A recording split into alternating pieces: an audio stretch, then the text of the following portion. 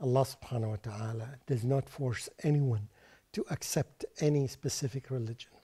Allah subhanahu wa ta'ala, yes, encourages us to select the religion that we would believe that is this the best, because we know that it is in our nature that we were born Muslims. Any human being was born a Muslim, submitting to Almighty Allah. It's just a continuation of that. When we use our brains correctly, we know that the choice is Islam. And that's what Allah subhanahu wa ta'ala all the time is reminding us in many places in the Quran. And this is one of the examples, one verse that tells us, La ikraha fi din, there is no compulsion in religion. You cannot force anyone to accept any specific religion. Give him his freedom, the freedom of religion. And here Islam is very clear about freedom of religion, not freedom of everything. Of course, here's the most important thing in our life is religion.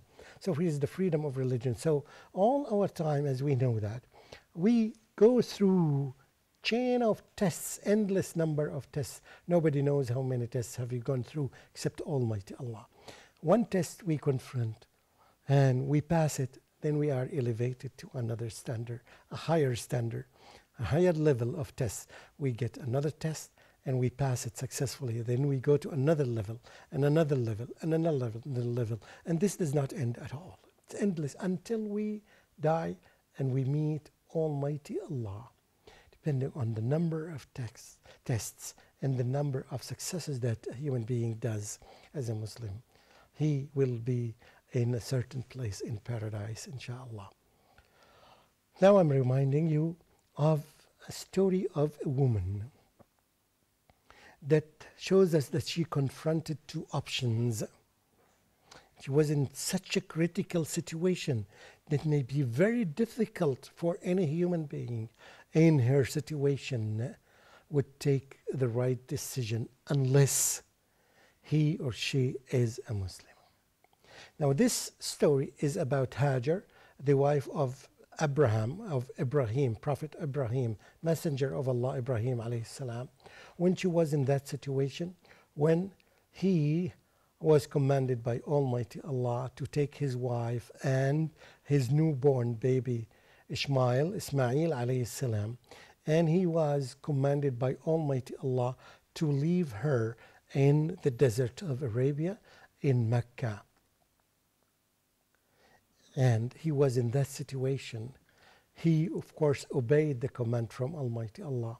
And now he is conveying the message to her. And he told her that Allah is commanding me that I would leave you here because I have to make da'wah and I have other tasks to do that Allah commanded me to do. And now she was in that situation.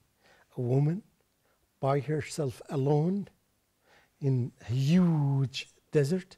No human beings around her. Not only that, no food, no drinks, and not only that, she had a newborn baby, Ismail alayhi salam. What a situation. A very difficult situation that it was confronting. She was not a prophet, a messenger of Allah. She was a wife of a messenger of Allah. And of course, she trusted her husband, but she trusted Almighty Allah more than, because she knows that if he's a messenger of Allah, any command that he would ask her is a decree from Almighty Allah to him.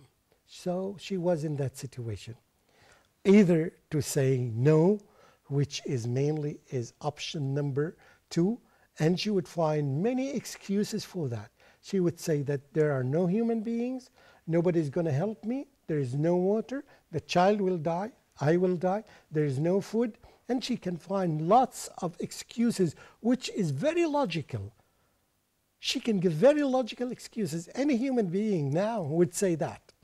But if you forget that this command that was given to her, or this decree that was given to her, was a decree from Almighty Allah. So immediately she had no time to spend on option number 2.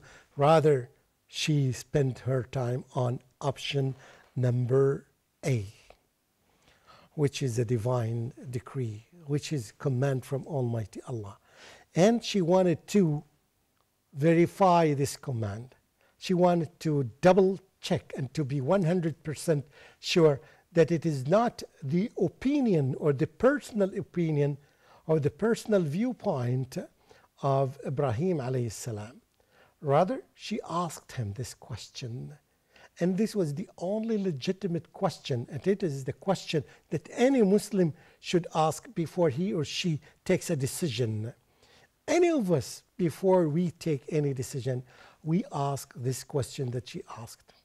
She asked him, did Allah command you to do that, to say that? And Ibrahim alayhi salam confidently said, yes, it is Allah who commanded me to do that. So she wanted to verify the source of the command, whether it's personal, because if it is personal, it will move from option A, which is a divine decree, to option B, which is opinion of a human being. She checked and double checked, and she was sure that it is a command from Almighty Allah. And then she confidently and very sure, with full confidence in Almighty Allah, saying that then He will not fail us. Then definitely Allah will support us. We'll find some sustenance and some water. And she trusted Almighty Allah subhanahu wa ta'ala. And therefore, she turned it. She did not hesitate at all to select option number 1 when she was quite sure that it is from Almighty Allah. This is the lesson that needs to be learned by every human being, whether Muslims or non-Muslim. Just double check and be 100% sure that this command or this decree is from Almighty Allah. If it is from Almighty Allah and you knew Allah, you've experienced with Allah, you've seen all these stories that happened to the previous messengers and prophets of Allah subhanahu wa ta'ala, and you see His impact on this universe every day. You see the sun is coming from the east every day, not a single day that it came from the west. And you trust Him. You trust Him that He's feeding everybody, and you trust Him He's guiding everyone, but it is the human choice, and sometimes they don't select this option or that option because they don't use their brain correctly. This is a wonderful lesson from Hagar, the wife of Ibrahim and the mother of Ishmael. And in addition to this, to the selection of option number 1, she continued to do her work as a human being. She did not sit down to wait for the support that will come from Allah subhanahu wa ta'ala when her child started crying, looking for some food, wanting for some food, wanted to eat or to drink.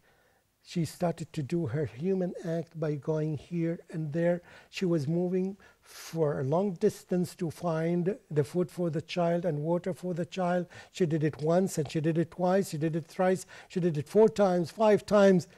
She never lost hope because she trusted Allah, but she wanted to prove that she is doing her own part, her own section that should be done. She should not be lazy and just say that Allah will give me support without acting. And this is another lesson for every human being to learn from.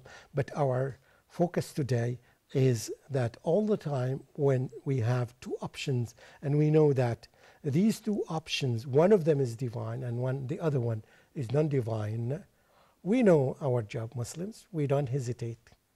Particularly in this time when we find a lot of people who are talkative.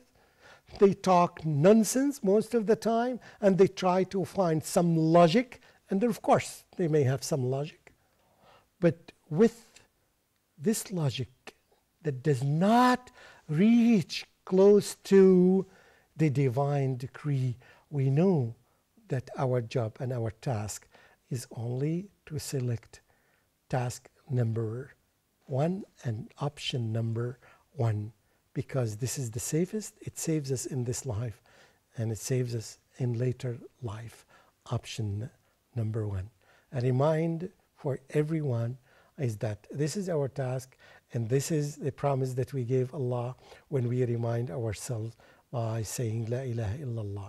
This is your presenter, Dr. Mamdouh Nuruddin Muhammad, is greeting you and is saying Assalamu alaikum wa rahmatullahi wa barakatuh. In this world today, there are many ways to fall from grace and to go astray. We should realize that in our lives we can make a change.